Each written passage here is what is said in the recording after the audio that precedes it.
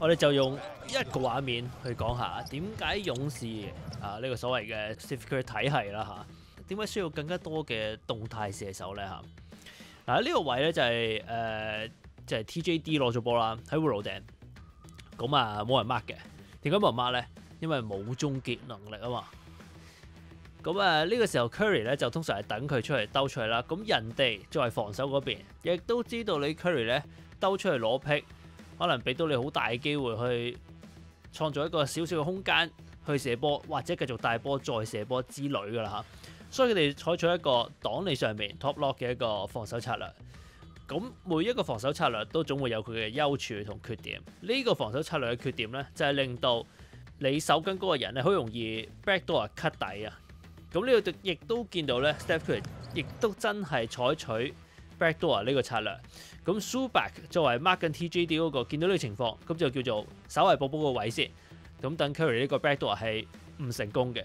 咁點解 Zubac 可以咁大膽肆無忌憚完全唔 mark 呢個 TJD 去做呢個所謂嘅協防呢？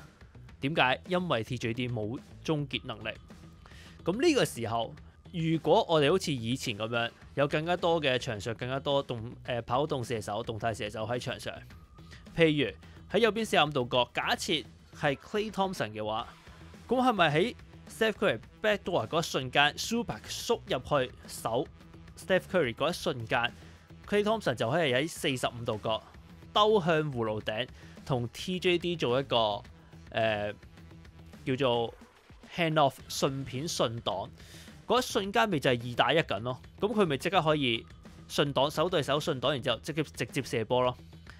咁你可能會問啦，喂，咁有冇可能係 TJD 呢個位轉一個即係有終結能力嘅咪得咯？答案係唔得嘅。點解？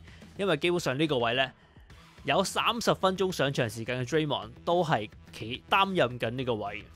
已經講過點解Draymond 係成日都企喺葫蘆頂派牌啊，係因為同時隱藏緊佢嘅缺點之餘，亦都可以突顯佢嘅優點。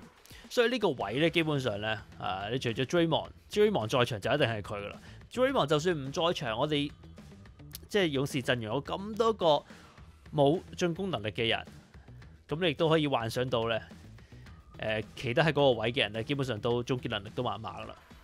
所以就形成咗一個問題，就係你繼續跑緊呢一套體系，但係呢一套體系只有一個跑動射手，係冇辦法拯救到你呢個體系繼續成功 run 到落去。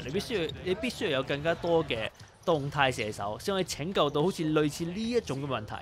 如果唔係咧，人人都唔鬼理你終結能力差嗰啲人然之後就擋晒 Steph Curry 兜出去嘅機會，亦都擋晒 Steph Curry backdoor 嘅機會。跟住反正你冇其他人可以入到波。